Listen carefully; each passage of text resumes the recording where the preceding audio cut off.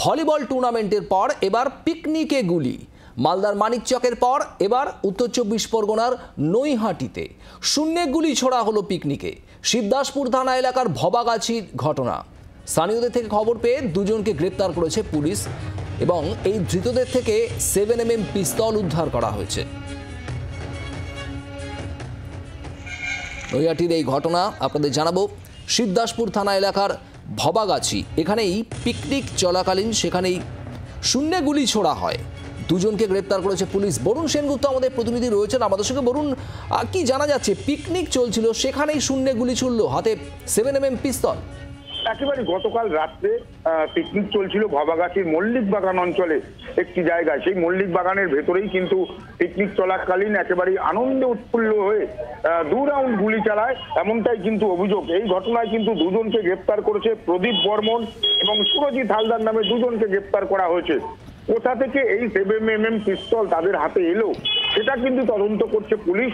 পুলিশের সূত্রে এখনো পর্যন্ত যেটুকু জানা যাচ্ছে, গতকাল এই অঞ্চলে অর্থাৎ এই ভবাগাছি অঞ্চলে পিকনিক করছিল। সেই পিকনিক হওয়ার সময় এই নৈহাটির বাসিন্দা এরা দুজনই, তারা কিন্তু সেখানে গিয়েছিলেন। সেখানে মদ্যপানের আসর বসেছিল এবং সেইখানেই কিন্তু একেবারে গান চলাকালীন একেবারে আনন্দ উৎফুল্ল হয়ে উপরে কিন্তু গুলি চালায়, শূন্যে 2 রাউন্ড গুলি চালায়।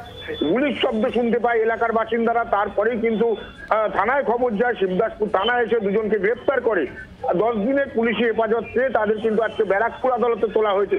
কিন্তু এই ধরনের ঘটনা এই শিবদাসপুর অঞ্চল বা নৈহাটি এই ভবাগাছি অঞ্চলে এই কিন্তু প্রথম নয়। এর আগেও আমরা দেখেছি আরো 2টো ঘটনা ঘটেছে। ঠিক হালি শহরের আগে কিন্তু এরকম একটি পুজোকে কেন্দ্র করে সেখানে নিজস্ব রিভলভার অর্থাৎ যে রিভলভার লাইসেন্স প্রাপ্ত রিভলভার ছিল সেই আনন্দ সেখানেও গুলি চলা হয়েছিল।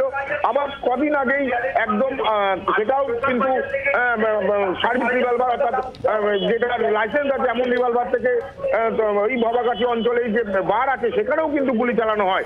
এই শুধুমাত্র এই ঘটনা নয়, এই সংলগ্ন এলাকায় একাধিকবার এই ধরনের ঘটনা ঘটেছে এবং একই সঙ্গে আপনারা যে 2 ছবি দেখছেন, কদিন আগেই মালদায় যে ঘটনা, সেখানে ভলিবল টুর্নামেন্ট চলাকালীন শূন্যে গুলি ছোড়া হয়। তারপর এই নৈহাটির ঘটনা, যেখানে শিবদাসপুর থানা এলাকার ভবাগাছিতে পিকনিক চলাকালীন গত রাতে যারা পিকনিকে ছিলেন তাদের মধ্যে এই দুজন 7mm পিস্তল বার করে শূন্যে গুলি ছুড়তে শুরু করেন। দুজনকে গ্রেপ্তার করেছে পুলিশ। 7mm পিস্তল উদ্ধার হয়েছে ধৃতদের কাছ থেকে। 2 ছবি আপনাদের দেখাচ্ছে একই সঙ্গে। মালদা ভলিবল টুর্নামেন্টে গুলি, অন্যদিকে নৈহাটিতে পিকনিক চলাকালীন সেখানে গুলি।